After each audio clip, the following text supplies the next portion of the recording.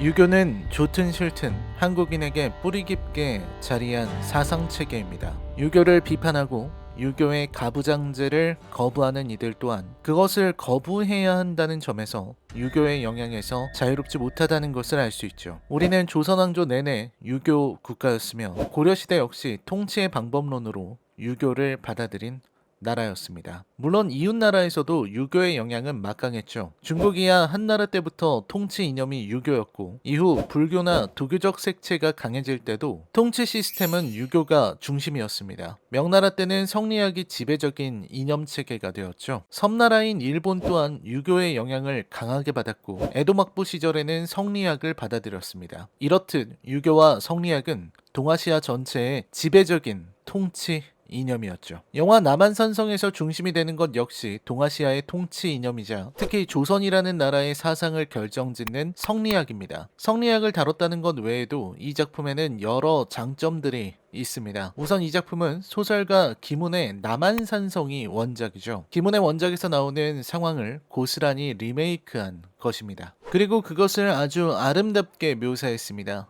눈 내리는 남한산성의 분위기는 과연 대단합니다. 미술적 가치가 무척 뛰어난 영화입니다. 디테일에도 큰 신경을 썼습니다. 조총 묘사는 거의 강박에 가까울 정도로 완벽한 고증을 마치 전시라도 하듯 보여줍니다. 그만큼 자신이 있다는 의미이기도 하거니와 다른 면에서는 조선시대 혹은 그 외의 시대극이 가져야 할 고증에 대한 일종의 모범 사례를 보여주려고 하는 것 같다는 인상이 듭니다. 음악도 사카모토 류이치라는 유명 음악가를 기용하는 모습을 보여줬습니다. 개인적인 의견입니다만 음악에 대해서는 아쉬움이 듭니다. 저는 영화를 보는 내내 류이치의 음악이 아름답다거나 조화롭다는 생각이 좀처럼 들지 않았습니다. 여러 번 듣다 보니 좋아졌지만 류이치라는 이름만 듣고 덮어놓고 좋다고 하기엔 제 개인적인 취향에는 맞지 않더군요. 이 영화 최대의 장점은 두 신화의 설전을 중심으로 영화를 만들었다는 것입니다. 이것은 원작의 내용을 따르다 보니 자연스럽게 얻게 된 장점입니다. 조선이라는 나라는 신하들의 나라, 신하들의 지식과 설전으로 나라의 중대사가 결정되는 신하의 권력이 강한 나라였습니다. 나라가 급박한 상황이든 아니든 신하들은 모두 자신들이 믿는 정의를 관철하기 위해 그리고 믿고 있는 진실을 알리기 위해 언변을, 혀를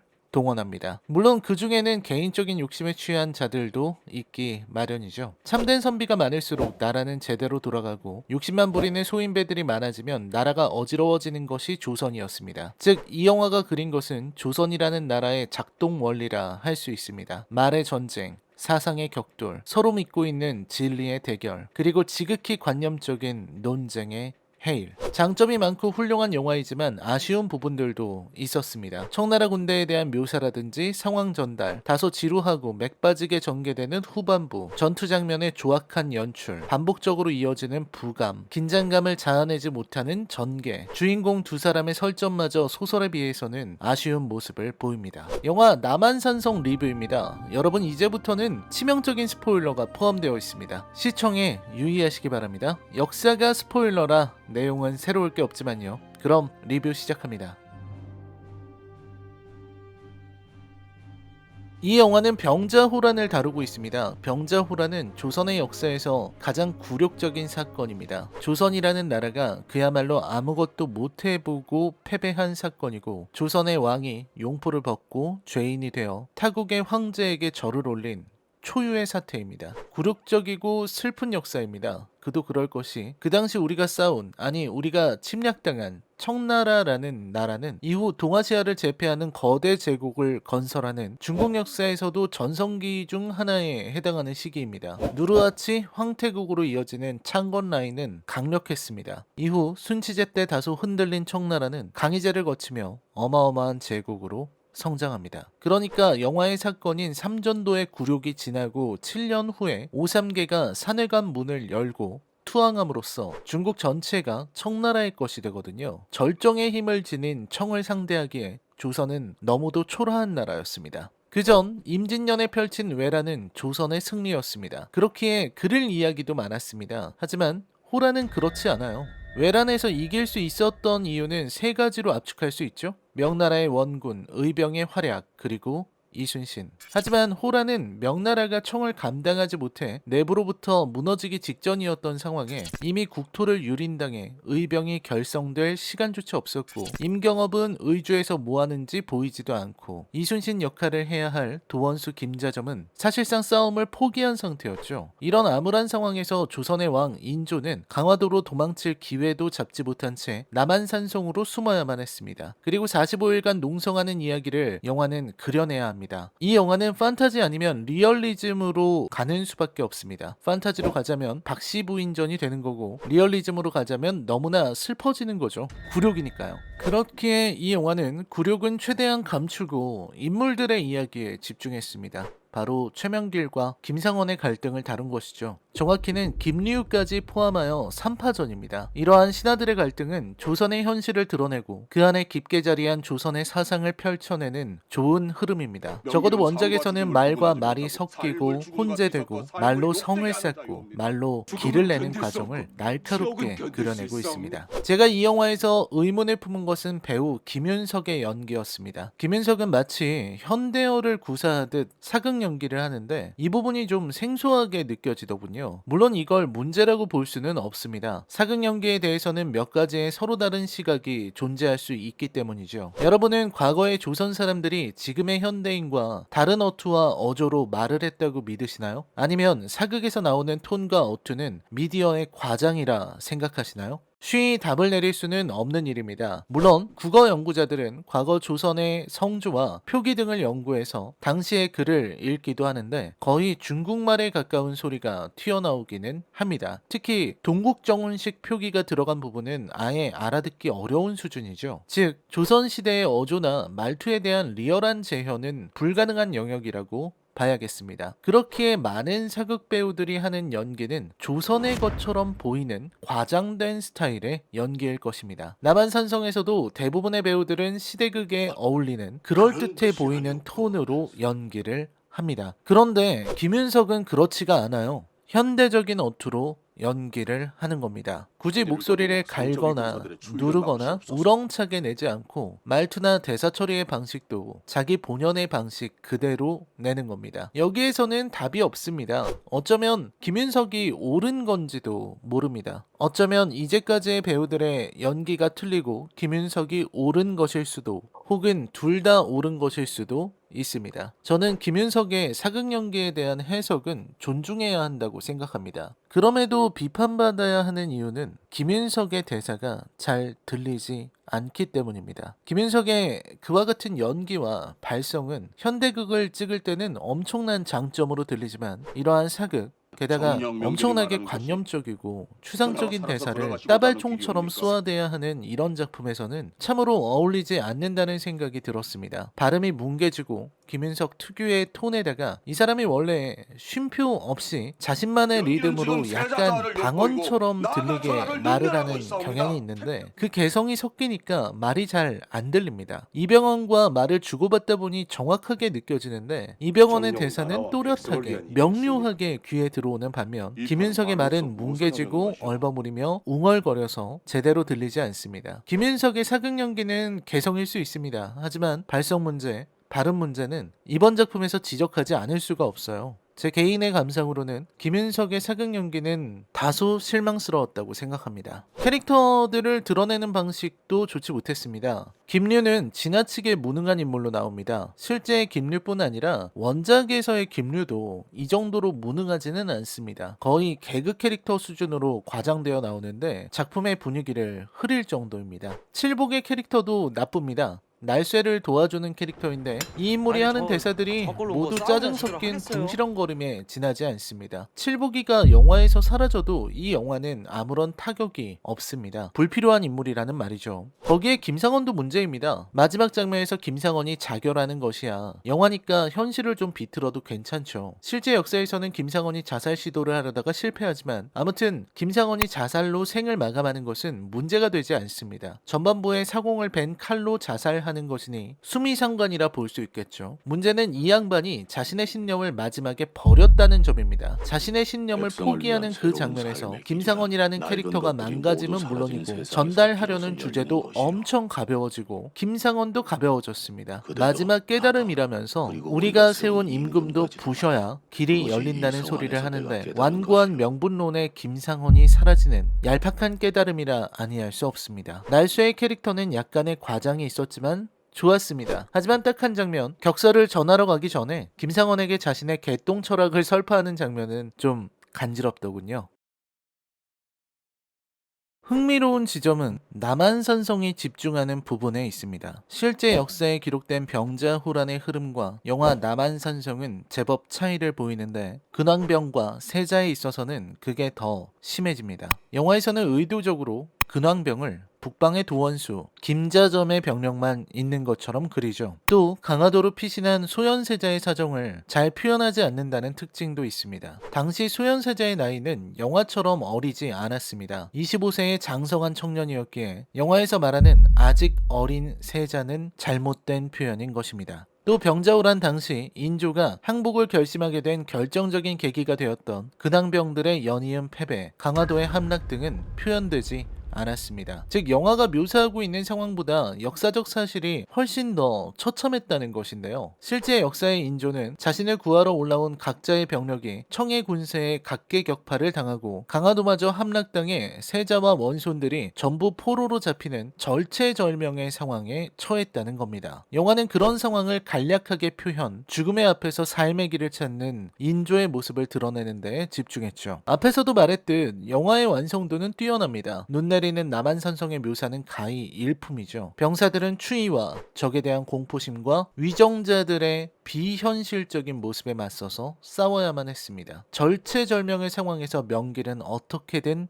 길을 내려고 애씁니다. 삶의 길 말이죠. 영화의 주인공인 명길은 실제 역사에서는 서인으로 이항복의 제자이자 이시백의 동문이며 인조를 도와 인조반정을 일으킨 1등 공신이기도 합니다. 많은 계획이 최명길의 머리에서 나왔으며 인조의 신임을 받았죠. 또 후금의 세력이 강해지고 있음을 파악하고 후금과의 강화에 앞장선 비범한 인물이기도 합니다. 주위의 반대에 아랑곳하지 않고 후금과 강화하기를 원했으며 필요하다면 인조에게 동생이 될 필요가 있다고도 했습니다. 강경하게 반대하는 신하들에 맞서서 압록강이 얼면 저들이 어떻게 나올지 염려된다고 간언할 정도로 청나라와 명나라의 힘의 균형과 국제 정세를 날카롭게 파악하고 있었던 인물이었죠. 영화의 명길은 권신으로서의 모습보다는 외롭고 고독한 오직 혼자서만 진실을 이야기하는 지혜로운 신하로 그려졌습니다. 임금을 지키기 위해 몇 번이나 사신으로 나서길 자청하고 모두가 눈치만 보는 가운데 항복 문서를 직접 적어낸 인물입니다. 임금이 청에게 항복하는 문서를 자신의 손으로 쓴다는 것은 자칫 후대에 불명예스러운 이름을 남기게 되는 치명적인 일일 수도 있습니다. 모두가 그걸 두려워했지만 명길은 기꺼이 나서서 자신의 손으로 그 치욕스러운 문서를 쓰는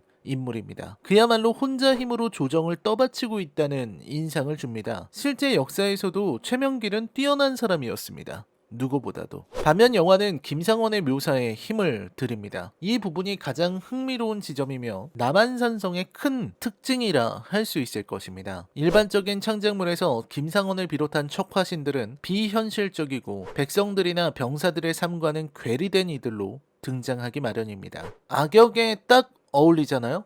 꼰대 마인드로 가득하고 현실은 전혀 모르는 높으신 양반들. 병자호란 당시의 문서를 보면 이 척화신들이란 자들이 얼마나 탁상공론만을 늘어놓는지 잘 알 수 있습니다. 전쟁이나 병법에 대해서 조금도 경험이 없는 이들이 높은 벼슬을 앞세워서 이런저런 비현실적인 지시들, 예컨대 수성전을 진행 중인 남한산성에 투석기를 설치하자는 식의 정신나간 주장을 하고 이를 실행시키기까지 하는 장면을 보면 어안이 벙벙해지기 마련입니다. 이들은 잘난 서책에서 읽은 병법이나 전략을 운운하며 실제 전투를 수행한 현장 책임자들을 들들 볶는 인물들이었습니다. 어디서나 그렇듯 능력은 없고 지위는 높고 나이도 많으면 뭔가 존재감을 드러내고 싶어서 안 하는 이만 못하는 일을 벌이는 자들이 있습니다. 문제는 병자호란 당시 남한산성에는 조정의 높으신 양반들이 죄다 모여 있었다는 겁니다. 정일품이니 정이품이니 하는 이들이 성벽 위로 올라와서 제각기 아는 체를 하면서 병법이니 전략이니 하며 헛소리를 늘어놓는데 하급 무인들이 어찌 거기다가 토를 달겠습니까? 촉화신들의 만행은 찾으면 찾을수록 한숨만 나오는 수준입니다. 이 시기 사설을 읽어보면 정말 가슴이 턱턱 막히는 것 같아요. 김상원 역시 촉화신의 대표적인 주자답게 현실 인식이 괴리된 인물입니다. 그는 명분론을 앞세우며 명길과 대립했죠. 영화에서는 상원이 자결하는 것으로 처리되고 그가 죽었는지 살았는지는 자세히 묘사되지 않지만 실제 역사에서는 자결을 시도하다 실패합니다. 상원이 자결 시도를 했다는 소식을 들은 명길은 이를 비웃으며 가족이 다 보는 앞에서 목을 매는 게 성공할 수 있겠느냐며 그의 진정성을 의심하기도 했습니다. 당시 김상원은 비장하게 목을 맨 모양이고 가족들은 그저 문 밖에 서서 곡소리만 내고 있었다고 합니다. 최명길의 시니컬한 반응도 이해되지만 김상원이 보여주기 위한 연극을 했다고 보기만은 어렵죠. 그건 좀 가혹한 평가이지 않을까요? 김상원에게도 진정성은 있었다는 게 제 의견입니다. 그게 틀린 것일 뿐이죠. 영화는 어째서인지 김상원에게 많은 역할을 부여했고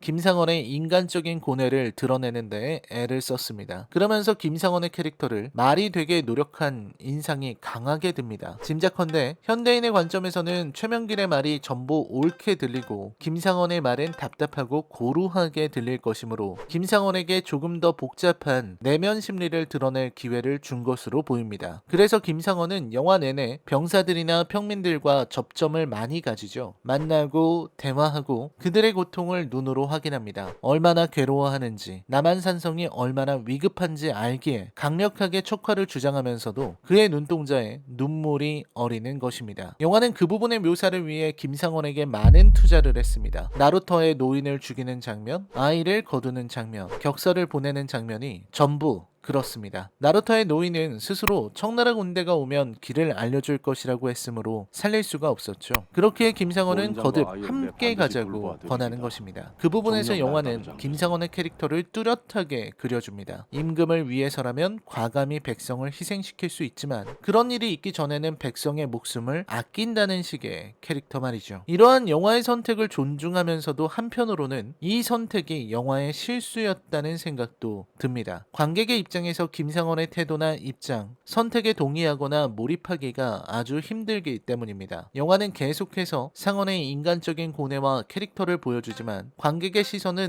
인조와 명길에게 쏠리게 됩니다. 남한산성 밖에 있다는 청나라의 군대는 너무나 강력하고 그 앞에서 상원이 하는 말은 전부 허망한 소리로만 들리기 때문이죠. 영화의 후반부 상원과 명길이 항복 문서를 두고 벌이는 삶과 죽음의 논쟁은 무척 첨예하며 그 의미도 깊은 명장면이지만 정작 내용에 있어서는 형이상학적인 소리, 뜬구름 잡는 이야기처럼 들리기도 합니다. 요약하자면 상원은 비록 죽는 한이 있어도 치욕적인 굴종은 거부해야 한다는 것이고 명길은 죽음보다는 굴욕이 나으며 백성과 다 같이 죽기보다는 치욕을 참고 삶을 택하자는 것입니다. 한 사람은 그냥 죽자고 말하고 다른 사람은 살자고 말합니다. 상원은 명분이 삶보다 중요한 인물이고 명길은 실리적인 이야기를 하고 있습니다. 여기에서 상원의 말에 공감하기는 너무나 힘들죠. 실제 역사에서는 김상원이 최명길의 항복 문서를 찢었다고 합니다. 그리고 최명길은 그 항복 문서를 주우면서 조정에는 이런 항서를 쓰는 신하도 있어야 하고 상원처럼 찢어버리는 신하도 있어야 한다고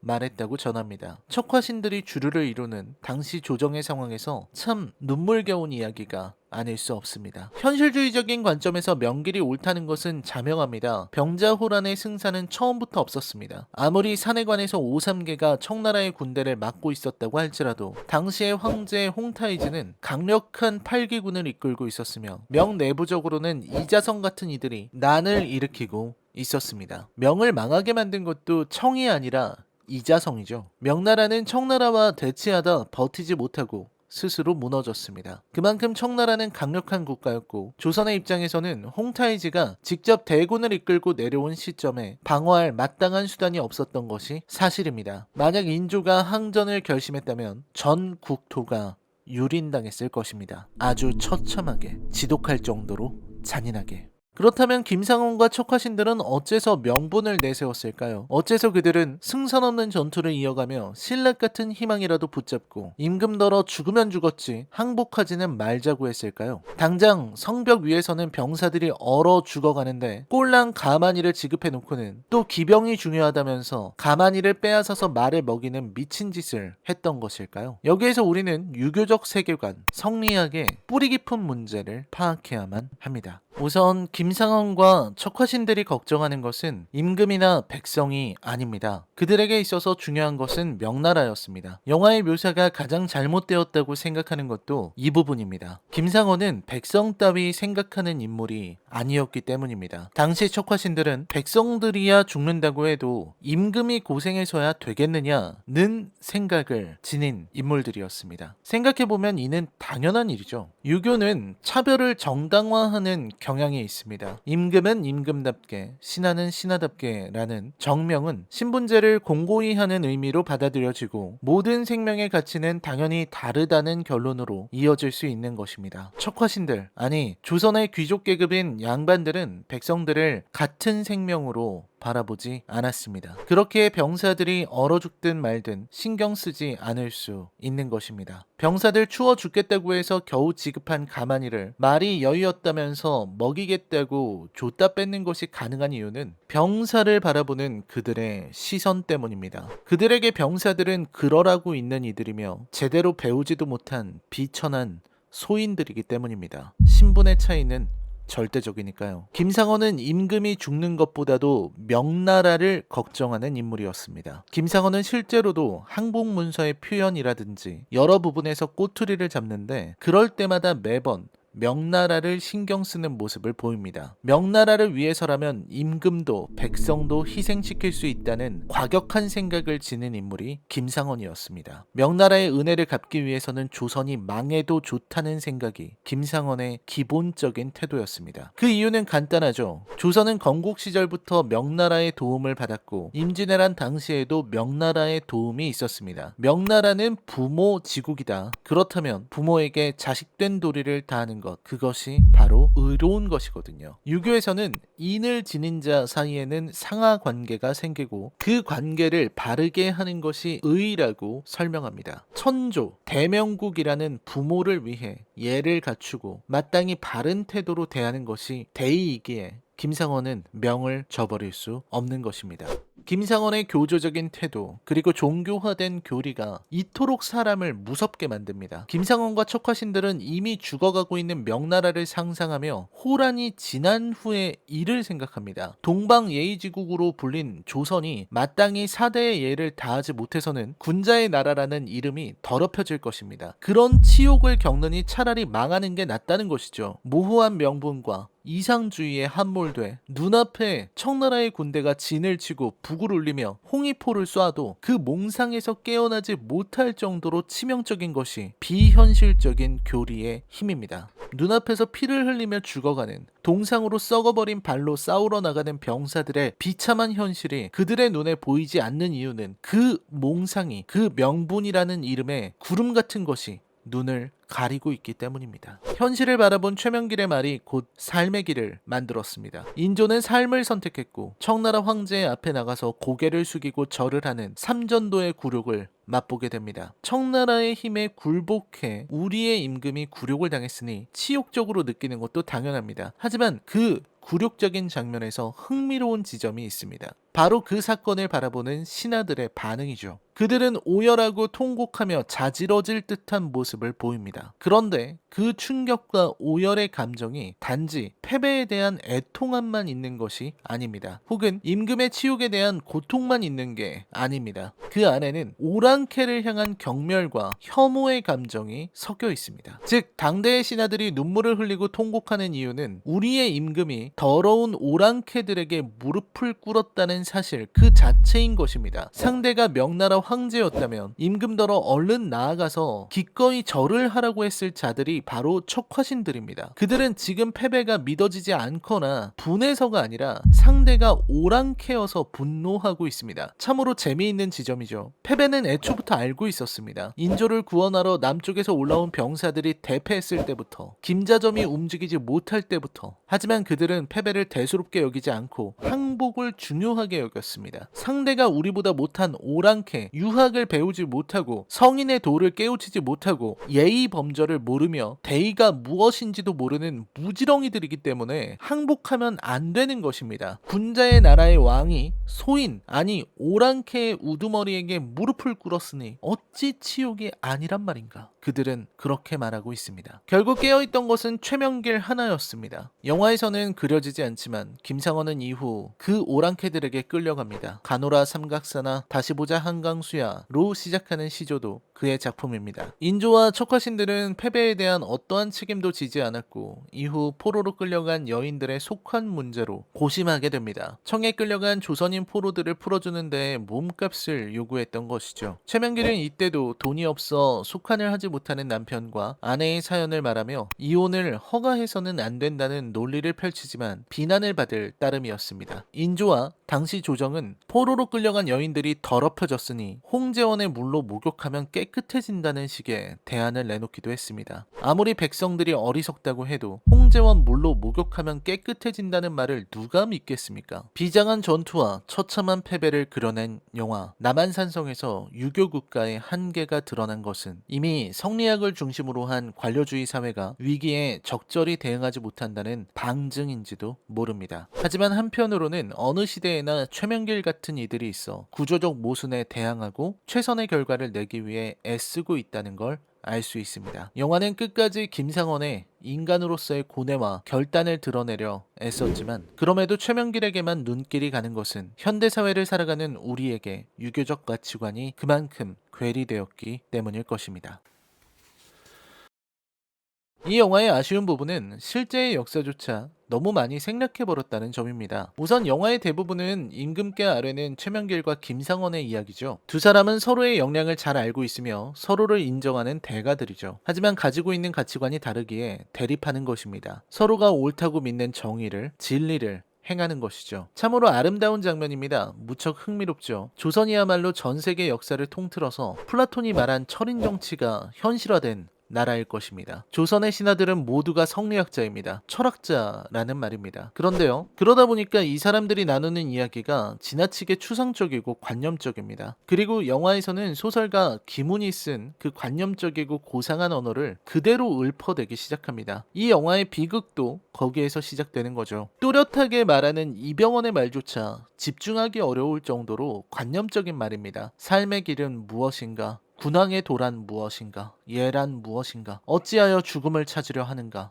죽음이란 무엇인가? 이런 말을 주구장창 내뱉는 것입니다. 저는 무척 흥미롭게 들었습니다. 이 영화에서, 아니 원작 남한산성에서도 가장 날카롭게 대립하는 사상과 사상의 대결입니다. 그걸 영화에서는 가장 지루한 방식으로 풀어내고 있는 것이죠. 두 사람의 관념의 대립은 그야말로 목숨을 건 대립입니다. 하지만 그것조차 크게 다가오지를 않는 겁니다. 그야말로 견고한 성과 같은 명분론의 단단한 세계에 최명길이 현실주의로 길을 내는 그 과정이 제대로 그려지지 않고 있습니다. 영화의 핵심 부분의 묘사가 약한 것이 아쉽습니다. 영화는 뭔가 느릿함 속에서 미학을 찾는 모양이지만 이건 느릿한 미학이 아니라 그냥 여백에 가깝습니다. 삼전도의 굴욕 장면에서도 상당 부분 절제했고 굴욕적인 청나라 옷 입는 장면도 없애버렸습니다. 그렇기에 가장 슬프고 비장해야 할 삼전도의 굴욕이 그냥 견뎌볼 만한 것으로 보입니다. 박해일도 입국 다물고 견디고 있고요. 저는 영화는 보여주는 예술이라고 믿고 있습니다. 단 몇 줄의 글로 한마디의 대사로 모든 것을 해결할 수 있을 것이라 생각하지 않습니다. 병자호란의 결과는 굴욕입니다. 소현세자도 복림대군도 수십만의 조선인들이 청나라로